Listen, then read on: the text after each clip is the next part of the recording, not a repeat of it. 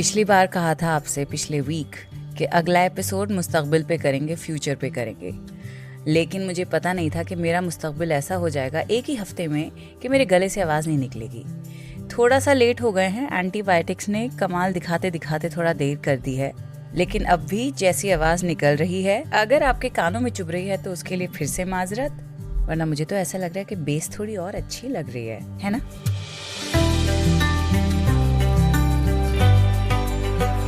The Quint पे शुरू हो चुका है उर्दू नामा। मेरा नाम है फबीहा सैयद।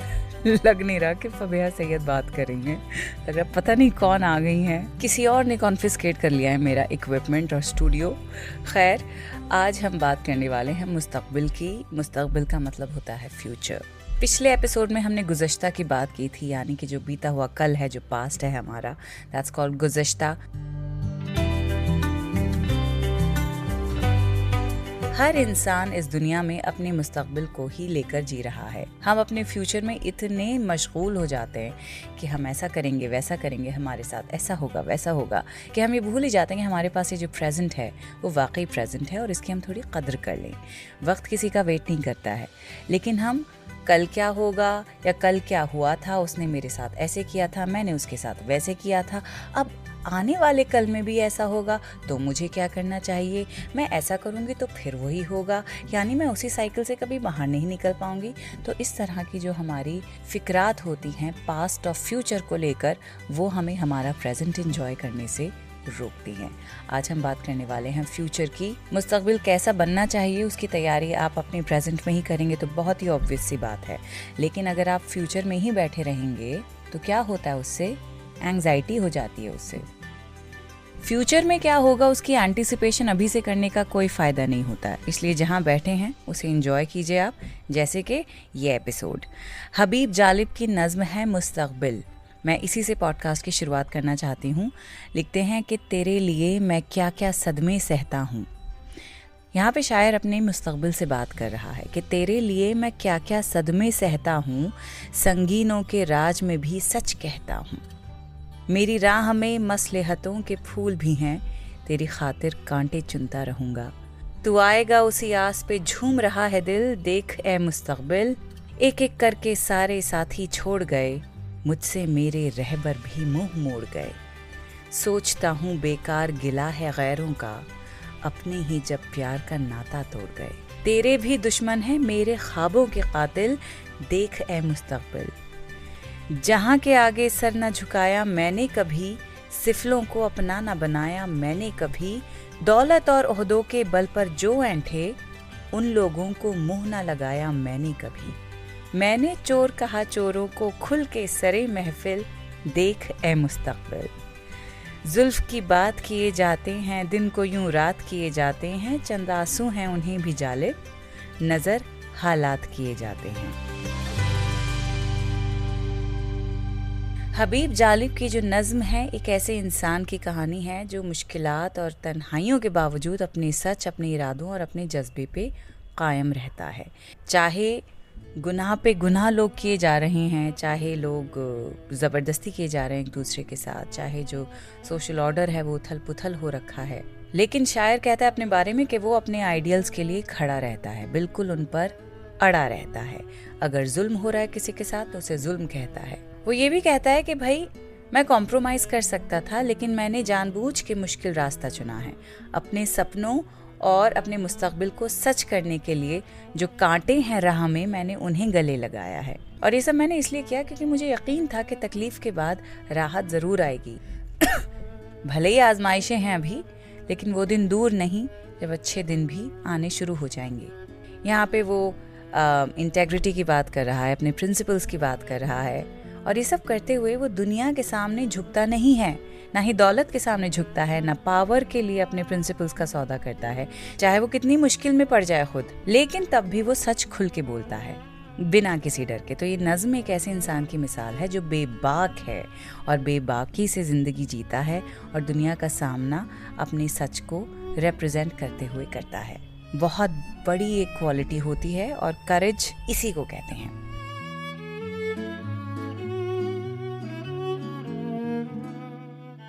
अब आपको सुनाएंगे फरहत एहसास का शेर, जिसे पढ़कर एहसास होता है कि माजी ही ने मुस्तकबिल का फैसला कर लिया है।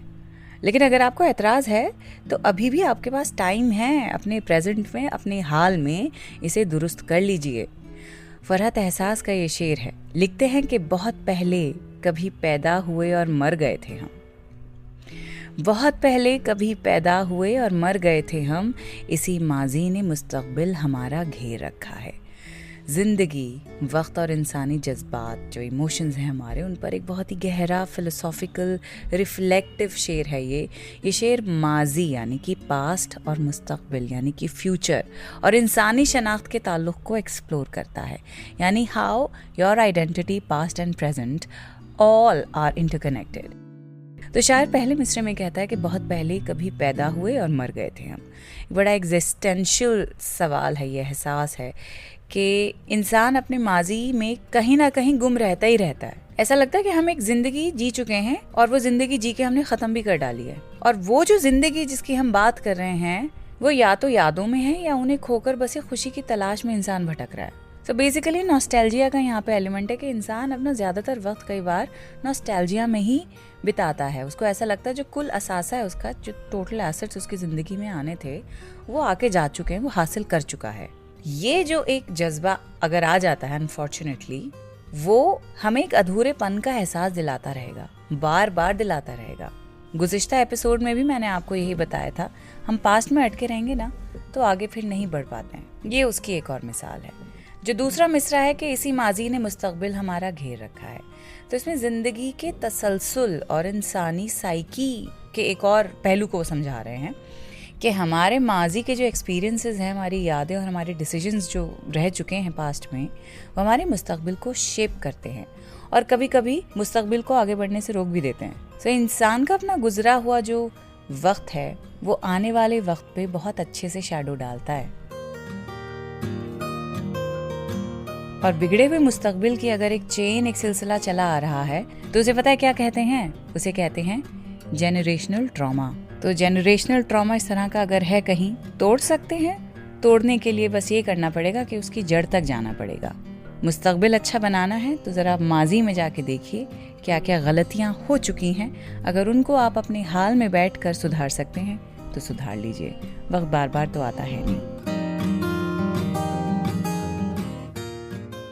अब आगे बढ़ते हैं और आपको कतील शिफाई का एक शेर सुनाएंगे।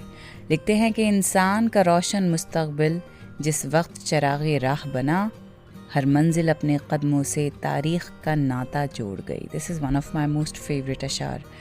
बहुत ही सिंपल और ख़ूबसूरत बात है ये कि शायर इसमें कह रहा है कि जब इंसान अपने मुस्तकबिल को एक रोशनी का चिराग बना लेता है, यानी अपने लिए क्लियर डायरेक्शन सेट कर लेता है, तो ज़िंदगी का सफ़र बड़ा ही आसान हो जाता है।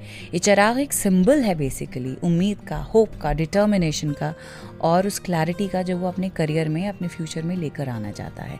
ये जज्बा, ये करेज इंसान को आगे बढ़ाने में कामयाब हो जाता है। तो यही जज्बा पकड़ के रखने की कोशिश कीजिए।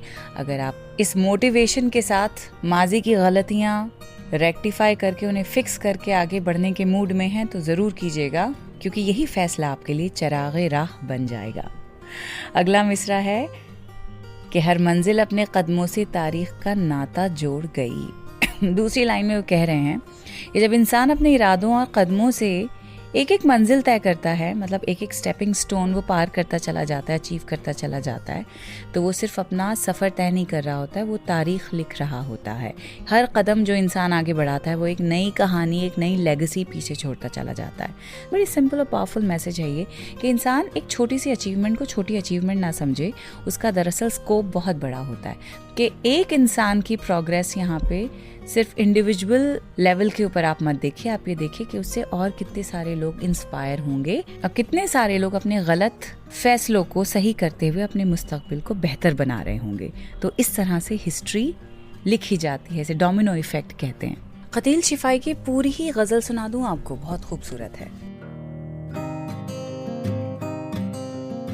लिखते हैं कि घनघोर घटा के आंचल को जब काली रात निचोड़ गई, एक तन्हाई को चैन मिला, एक तन्हाई दम तोड़ गई।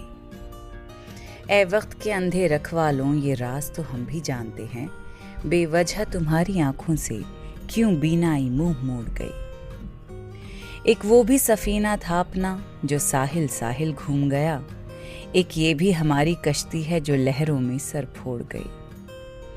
हर चंद नजर ने तारों पर शब खून तो मारा है, लेकिन ये रात सहर के दामन पर कुछ दाग लहू के छोड़ गई। इंसान का रोशन मुस्तकबिल जिस वक्त चिरागे राह बना, हर मंजिल अपने कदमों से तारीख का नाता जोड़ गई।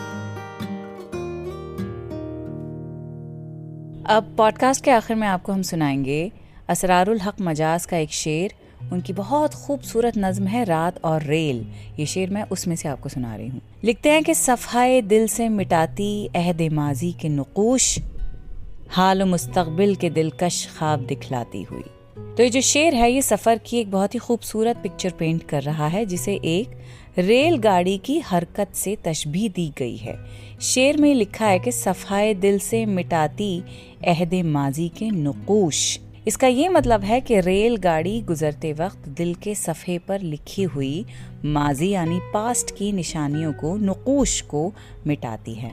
नक्श नुकूश, जैसे ट्रेन पुरानी पटरियां पीछे छोड़कर आगे बढ़ती रहती है, बिल्कुल वैसे ही जिंदगी का सफ़र माजी के बोझ को धीरे धीरे पीछे छोड़ के आगे बढ़ता रहता है। दूसरा मिसरा है कि हाल और मुस्तकबिल के दिलकश ख्वाब दिखलाती हुई। इसका मतलब यह है कि रेलगाड़ी हाल और मुस्तकबिल के खूबसूरत ख्वाब दिखा रही है। यहाँ शायर रेलगाड़ी को उम्मीद और नई शुरुआत की अलामत के तौर पे देख रहा है, जो गुजरती हुई दूरी के साथ एक नए मुस्तकबिल की ओर और उसके साथ नज़दीकी बनाते हुए आगे चल रही है। So life is just like a train journey, always moving forward, leaving the past behind and offering new hopes and dreams and optimism. तो ये शेर ये दिखाता है कि कैसे जिंदगी एक सफ़र की तरह है, हमेशा आगे बढ़ने का ही आपको पैगाम देती है, हमेशा आगे ही आप उसके साथ बढ़ते रहेंगे।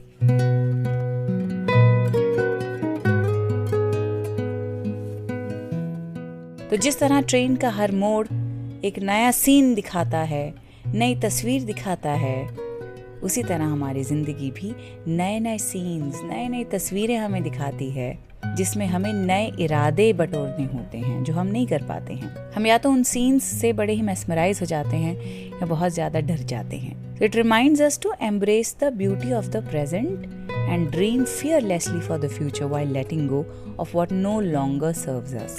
तो आगे बढ़िए, अपने मुस्तकबिल को संवारने के लिए चाहे कितने ही अप्स एंड डाउन्स हों, रेल के सुहाने सफर की तरह कानों में ईयर प्लग्स लगा लीजिए। गाने सुनते हुए सफर जिंदगी का भी आप अपना जारी रखिए।